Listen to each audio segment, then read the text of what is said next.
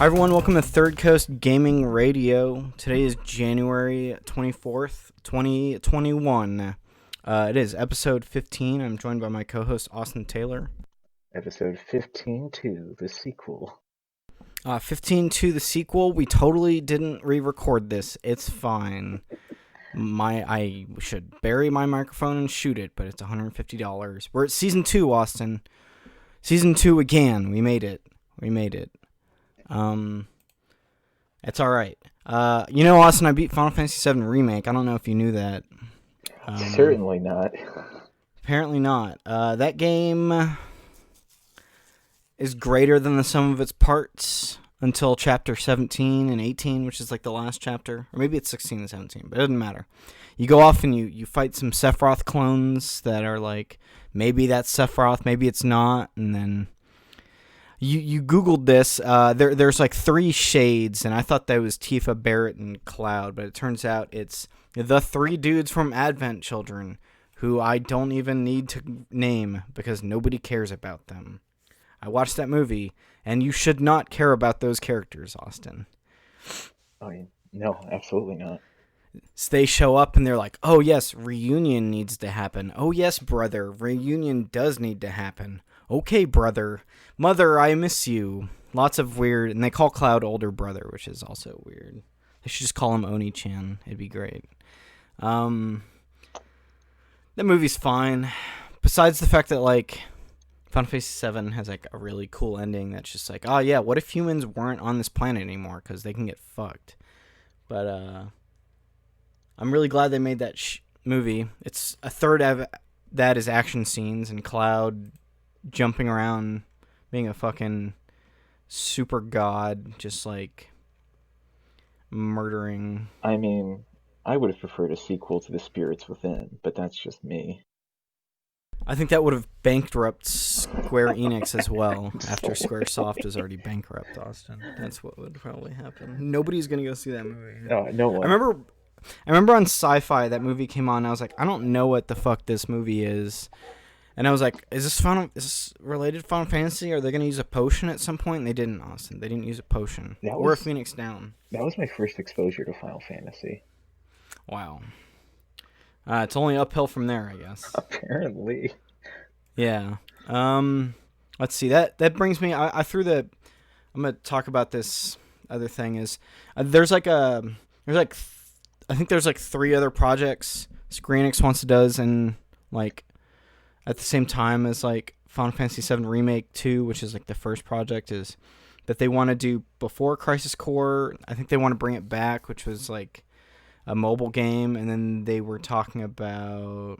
God, I had the name last time, but I can't find it this time. It was Ever Crisis, which is may end up being a spin-off set in Final Fantasy VII. Maybe it's a sequel to Crisis Core. Maybe it's remaking Crisis Core. Who knows?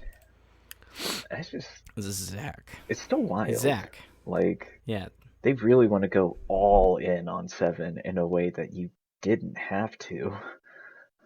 No, but I think I'm guessing that game sold pretty well for them. Let's see if I can find sales numbers for it. That wouldn't surprise me. More than 5 million copies. That was on August 7th, so I don't know. Maybe more than that. That's it's probably more than that by now, because that's in August. That doesn't take into account that it was like half off for the better part of December. Yeah, and hey, yeah, it's a solid game. It could have been a really good 22 hours, but it was a pretty good 30 hours, I'd say. So that'll throw us in to this Returnal gameplay trailer that came out. This is from December 10th, actually, but I saw this and I was like, oh, this is the new Housemarque game. They're the people who made the what are the Housemarque games before that? It was Resogun, and I can't remember what the other ones were by Housemarque. What's up, Austin? I know I've heard of their second game. Yeah. But Super Stardust was also them. That might have been a thing. Yeah, no. Dead Nation. Returnal looks fucking sick. Returnal looks pretty dope. Like, there's a real, like, we should say, like, set up here is like you are some scout astronaut lady who is like on some planet populated by hostile creatures, and you find some device that I guess allows you to absorb their abilities or some such thing, and also come back from the dead when you die, because this is a roguelite. Yeah, and it is taking full advantage of the PlayStation 5 hardware, is what it looks like, and it's got some cool graphics. You've got like a dash, kind of like in Recore. It's like a third-person shooter that's focused on like positioning and like juking enemies. Kind of like, I would think like in Super Stardust, as you are getting shot at by these enemies, and there's these long trails of like bullets coming at you, like a bullet hell kind of thing. So I think they're taking the dodging of bullet hell and making a third person shooter out of it. Which, fuck it, I'm into it. If I can get a hold of one of these PS5s, Austin, because of these scalpers, which brings me to my next story, Austin. Because in the UK, this scalp group got 2,000 PS5s pre-ordered from the UK game company called Game. Which, fuck them. You know, I want my PS5. Don't steal my PS5 from me, you guys. You're gonna order a PS5 from the UK? Get it shipped in? Yeah, I'll pay many pounds for it. Yeah. Oh no, I think it's just a bummer at how much these companies are just like, we just want to sell our stuff and not put up protections for it.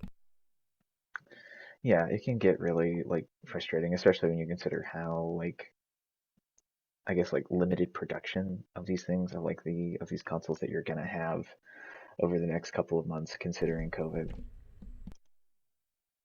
Yeah, and I remember you were telling me at like the retail place you were working at is that you can only have one console per credit card or something. Yeah, that was kind of the thing is like we could only give out one console per like a like specific credit card.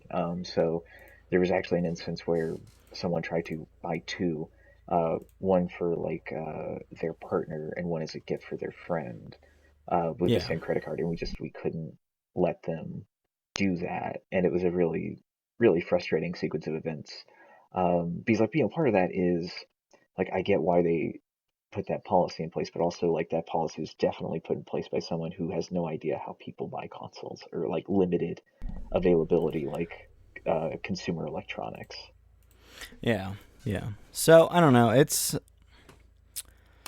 those. I remember it happened a little bit with the PS4, and I was just like, yeah, you know, when this console is in mass availability, that's when I'll pick it up. And I think a lot of Yeah. people are gonna make that same point. Also, I have like a $50 fucking gift card from GameStop, and then I have $50 worth of trade-in credit on a card. Uh-huh. So I guess I'm only gonna buy my console from GameStop because I don't get anything else from GameStop, man. I get all my games when they go on sale on PlayStation Plus, like I'm hoarding games on Steam. Yeah. It's basically the same Well, thing. help GameStop get their stock even higher. God, I didn't throw that in there, but dude, they are pumping that stock. Holy shit. There's Reddit Wall Street pumped it from what, like $11 to $65, I think is So, what it was over like the course of a month. About 70, like over the course of I think closer to like a week. Then Yeah, and people will do that because they'll be like, hey, y'all, if we all buy this stock, we can make it go up, and then we can all sell it and to make a profit off of it. Just fucking buck wild. Yeah, and they also like halted trading of the GameStop stock, so like don't buy GameStop stock. Man, I almost bought like $1,000 worth of it when it was at $5, so I guess it would have paid off, but whatever. Well, if you had sold it before like the freeze. Yeah. Oh, did they freeze the stock too? You can't even sell it? You couldn't trade it. You couldn't sell it after the short squeeze. That like made it rise so rapidly. You couldn't do it because it needed to be investigated. Speaking of companies rising, Lucasfilm, Lucasfilm Games is coming to it's coming back to help Star Wars games. Yeah, it's LucasArts not coming back. Lucasfilm Games can be like, yo, we got some Star Wars projects, and we got this Indiana Jones thing by Machine Games, which could be cool. You could be a mass murdering Indiana Jones who kills 500 people by the end of this game. Who knows? Yeah, just make Indiana Jones PJ Blazkowicz. because Yeah. Machine Games, lovely developers of the Wolfenstein games, recent Wolfenstein game, which have been ranged from really good to very bad. Yeah, yeah. Although, okay, so this trailer came out January 12th. It was just like, hey, had a little Bethesda logo in a book, and you get to see a typewriter that said Machine Games, and then you get to see the whip, Austin. They showed us the whip. But Yeah, I'm more excited. Massive games developer of like Division 1 and 2, and maybe that Avatar game, if they're still doing something with that, is they're doing a Star Wars game, and I'm be in it. 4-player co-op, probably. Nice open world, maybe some loot. I mean, we only have open world. They have not given us any sort of details about like loot or like if this is going to be like the Division in Star Wars. Yeah, Star Wars Division, it could work. We'll see. I, hmm.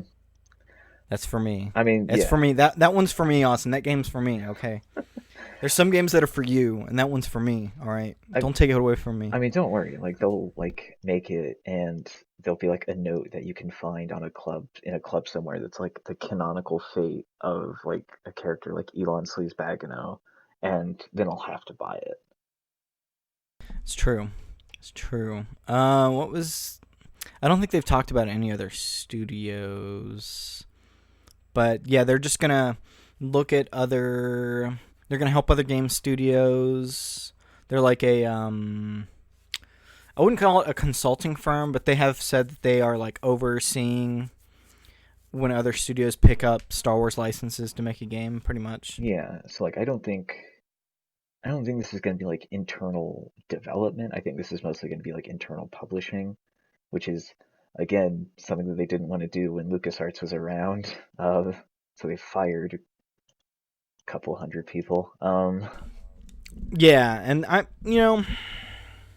as weird as the Force Unleashed was, that was a pretty alright Star Wars game. That for the time, it was like, yeah, we get to mess around with these Force powers. Second game's not as good, and we didn't finish it, but it's fine. You enjoy Yeah. these. Well, I mean, the last game was like going to be 1313, Oh, that's and they true. had That's no true idea too. what they wanted to do with that. Well, the team knew what they wanted to do with that, but like if you read, and this is some insights contained within the book Blood, Sweat, and Pixels.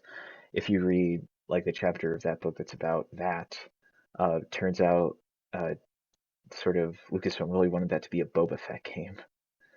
So Yeah, like yeah. halfway through, like with what they had, it just turned into a Boba Fett game with like a jetpack. And I think the demo that you can still find on YouTube wasn't even going to be what that game was. Yeah, it probably would have kept some of the shooting stuff, but that's probably it, like the engine or whatever. Yeah, I would have kept like like engine and like basic works, but I don't think in a real way, like I don't think we would have been able to recognize that game. Let's see.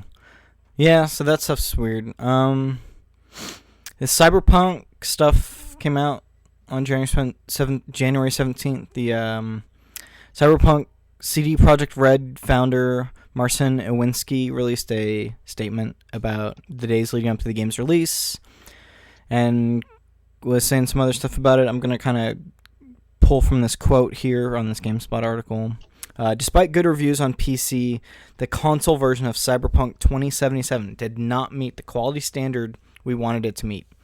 I and the entire leadership team are deeply sorry for this, and this video is me publicly owning up to that. Please don't fault any of our teams for what happened. They are all incredibly talented and hardworking.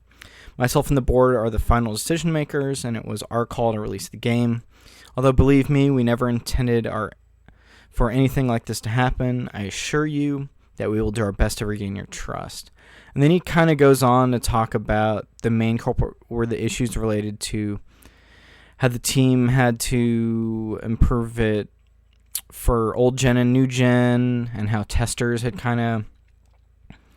None of this came up during testing, which is a weird place to put some blame. That's like the only blame they pass by besides like...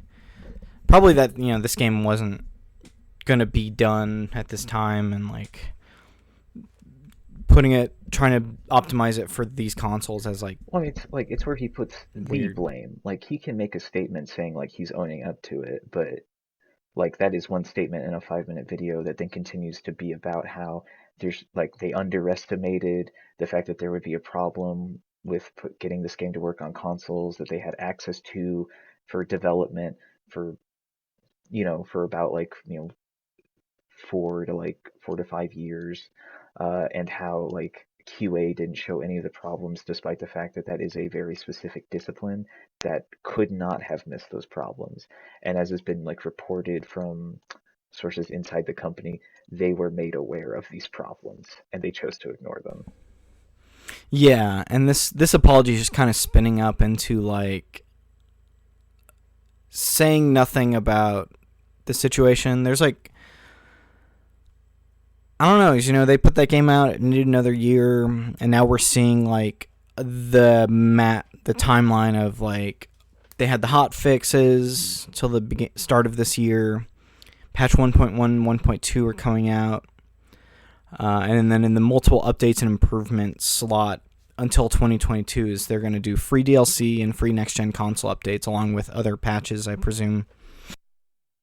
Yeah, yeah. So like they have like two big ones, like two big patches. One that came out yesterday, and another that's going to be coming out in like the weeks to come. And they're just going to be doing, I don't think hot fixes, but like another series of patches throughout like this year going into 2022. And then Yeah, so be very cautious of the next game. I hope we see something where they just don't put out any more statements. They put out the patches and go silent like No Man's Sky did. Even though, No Man's Sky is a much smaller studio and probably did not, sell 13 million copies. I just need them to go work on the game, don't crunch their people, and well, I mean, I take a break between the next one. I mean, I don't know. they're not going to be able to go silent, right? They're in the middle of like at least a like legal battle currently from investors. Um, so like they're definitely going to be putting statements out as regards to like court um, and legal battles with like this class action lawsuit about how they sort of falsified what they were telling their investors. And then the thing that I want to hear is that this management team is done at this studio, but it's not definitely not something that we're going to hear. No, because it's usually the higher ups who, when the problems occur, it's usually the people at the bottom who are cut, and the higher ups are usually the ones who stayed, unless it's like some big pressing thing that happened. Yeah, and I don't know like what the sort of investment structure is with Cyberpunk. I don't know if like investors could sort of make moves to get the current management team out of that studio, but I I don't think that would happen even if they had the ability to do that, which is a bummer because I No, don't trust yeah. anyone at like in a public facing role at this company anymore, and I don't think anyone should. No, I think this is like a wave in like the ocean of like video games, and it's like we're gonna see the repercussions of this. We're gonna see like studios can't do this anymore. I don't think they should be putting out games like this that are as broken. And I'm curious to see what happens if like Starfield or the next Elder Scrolls is like as buggy as this. If we'll see something similar happen. Yeah. That's kind of like a wait and see. Who knows? Yeah, I mean, what should happen is like this should be a sort of cautionary tale in like development scope in a real way, and like the idea that you need to make because Cyberpunk 2077 did not need to be like a Witcher 3 sized open world, you know? Like this could have been like a Witcher 2 sized video game, and I think it would have been just fine. I don't know if they could have hyped it to this scale that they Yeah. did, but like I would have much preferred they like decide to use like this IP, like the first game that they make for this IP and in this setting is like a Witcher 2 sized game that's like 20 to 25 hours. And they like learn how to make this type of game. And then they make it very big, I guess, on the new Yeah. generation After. consoles. I guess it's just too much going on, and as it turns out, like if you crunch your team for a lot of time, it's not gonna make as good of a product. Like people who are overworked like that do not make Yeah, good yeah. good work well. That's the other It's just thing, like a and thing. they knew this. Like they knew like that there was definitely like problems regarding crunch at this studio, even as like far back as like The Witcher Three's development. And so it's wild to me that like you don't have this sort of wherewithal to be like to understand that you got very lucky with The Witcher 3 in its success and its like general like reception, and decide to take like the time afterwards to sort of implement any sort of structure in your studio that's going to ensure that the next success is because you took steps to ensure everyone working at the studio was able to put in like their best effort. Yeah, so hopefully like that stuff changes. That's all I have to say about Cyberpunk for now. I mean, we'll see it as it comes up again. I have this thing for this is the Microsoft was increasing the price of gold, as they had gotten rid of, they were gonna get rid of some stuff and raise some prices, but they went back on it. But to summarize it, is they were going to remove its 12-month option for $60 and do $60 for 6 months. The 1 month was going to go from $10 to $11, and 3 months was going to go from $25 to $30. And after like a bunch of negative feedback, they are keeping their normal price scheme, which I think a year of gold for $60 is reasonable for people who don't need Game Pass. I mean, we were kind of talking about this. This is like the push for them to people. They want people to get on to Game Pass because it's $15 a month and it gives them the games and you get access like to games you wouldn't normally be playing, and maybe options to like go into that microtransaction pools that are in Game Pass stuff and DLC stuff.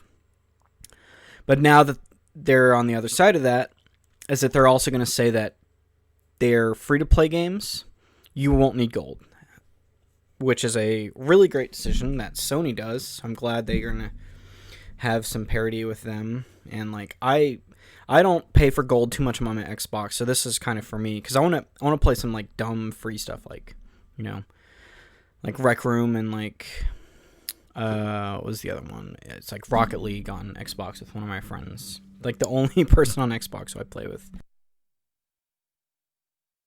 Yeah, this must have been a wild meeting to sort of even think that this was going to go over well. And then, like, within the day, you make this decision immediately, just like, we probably should reverse this. Yeah. And like I know they've been talking about getting rid of the 12 months for $60 thing, but I'm surprised that they actually we're going to try to go through with it. But they canned it, which is cool, and they're just trying to do something different. I hope they have a year thing for Game Pass Ultimate where it's like, I don't know, $100 or something. Yeah, like I think that's I mean that would be a significant cut in price.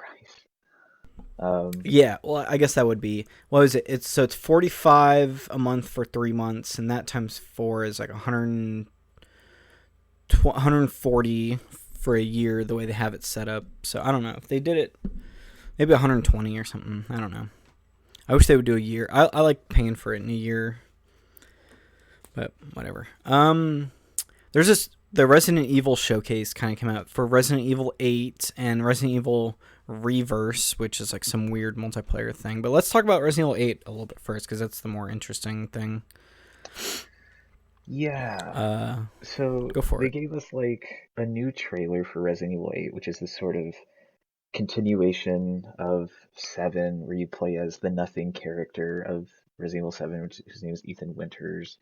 You travel to some sort of, I guess, village in like some like very, I guess, generic looking like sort of impression of Stoker, Romania, like Europe, after Chris Redfield comes into your house and is like, hey, I'm gonna kidnap your daughter and probably kill your wife. Yeah, And which is a weird thing for Chris Redfield to do, but yeah, they're all like, who oh, knows if that's actually him. Chris is the baddie. Um, And so you're just gonna go through this mansion, this like village and mansion, looking for your daughter. And like the real thing that they showed off here is that you're fighting vampires. Yeah, and these vampires are hot, Austin. I don't Jesus know if Christ. you got that from the trailer, but all of the internet was like, yo, these vampires are hot. Like, they stare at you, and it's very weird. And I was watching this in the living room, in the kitchen with my mom, and the vampire, like, one of the other ones with, like, the hooded outfits, like, stabs you in the leg with, like, A a sickle. hook, and they're Yeah. like, all over you being weird. I was like, all right, they're going for something. But it's not, Whatever. but that's not the one everyone's Spooky. freaking out about. It's the No. very tall lady. Yeah, the very tall lady. Like there is, So I don't know. It's gonna be interesting. Um, I like the third person stuff a little bit better. I still haven't played Resident Evil 2, but I should go do yeah, that at some point. yeah, RE2 is RE2 is fine. But like yeah, they like went and had this I think like 20-minute showcase that was a whole lot, and they unveiled a demo. Oh yeah, the demo's coming out. So it's a PS5. It's the Resident Evil Village Maiden demo.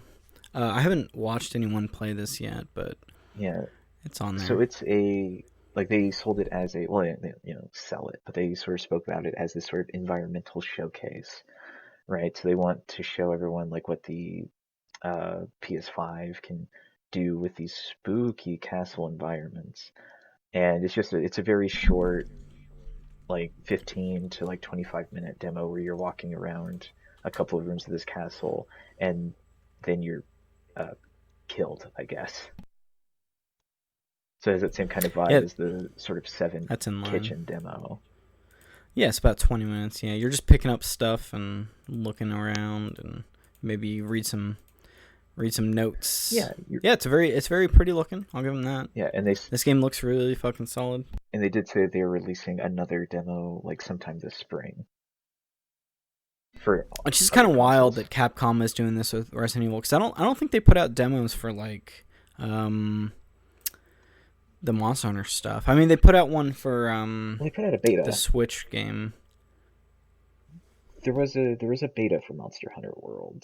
Um, Oh yeah, that's right. I did play that. Yep, yeah, yep, that was totally it. and this is like another in a series of demos because they've been doing Resident Evil demos since like redoing them since like since seven, right? Because you had the kitchen original like gameplay thing that they unveiled years before we realized it was Resident Evil 7, but then you had the beginning hour where you played as I think one of the cameramen who goes into the Baker Mansion, and then in 2 and 3 you had like a select portion of the game that's like a 30-minute one shot demo that you can only play through once. Uh, So I guess that kind of sees them.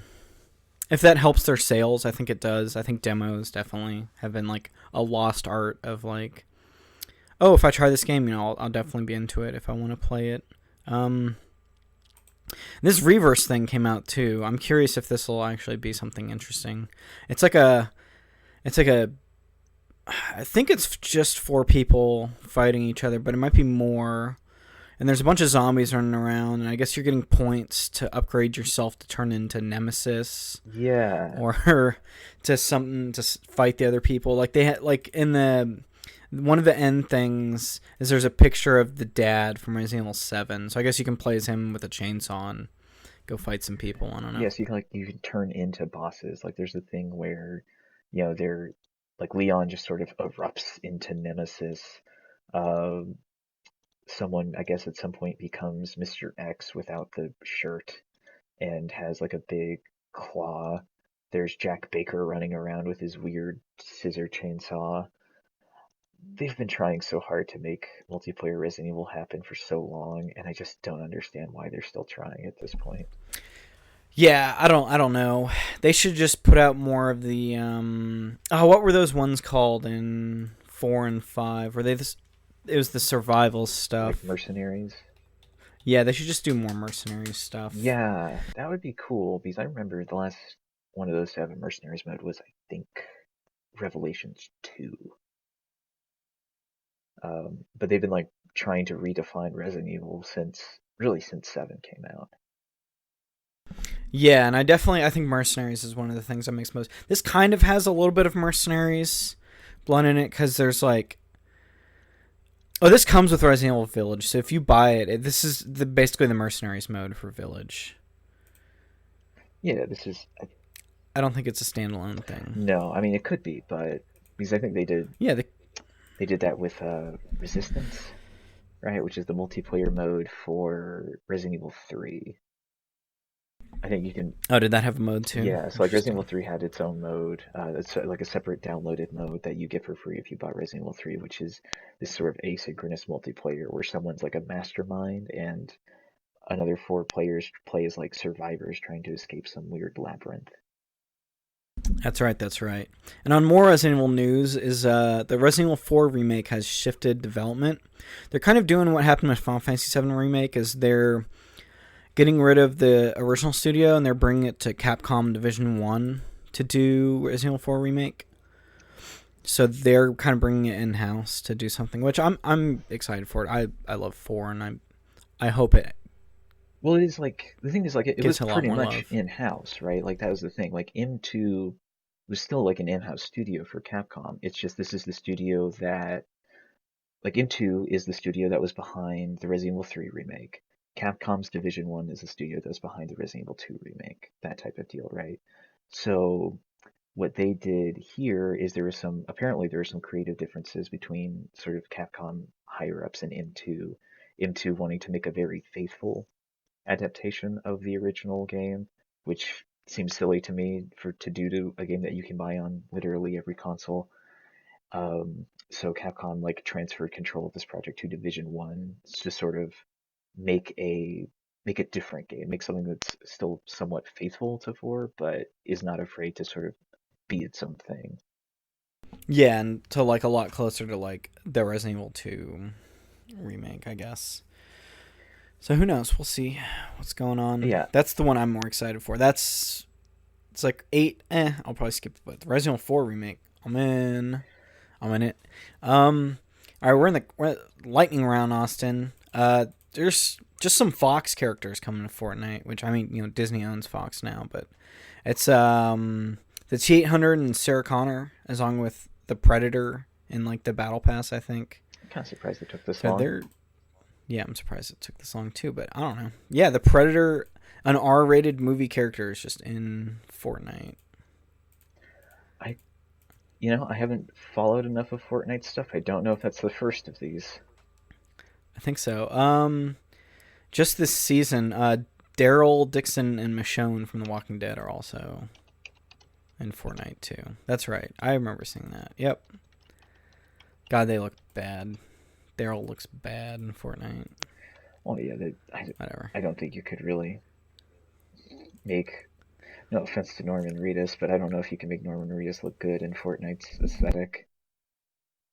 No, so I looked up that. Speaking of that stuff, I looked up that Master Chief. I think it was like $25 to get the skin, or $15.